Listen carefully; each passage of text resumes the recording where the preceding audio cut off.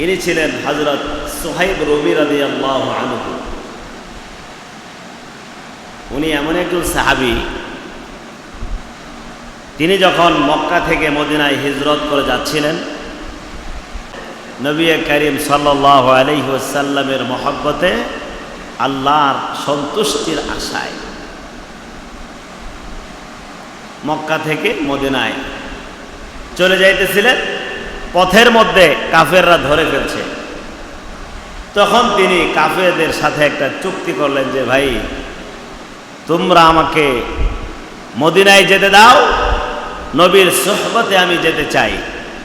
এর বিনিময়ে মক্কায় আমার যত সম্পদ আছে, ঘর বাড়ি যা কিছু আছে, সব তোমরা নিয়ে নাও, আমার কোনো আপত্তি নাই, তোমরা সব নিয়ে নাও, বিনিময়ে আমাকে মদিনায় যেতে দাও।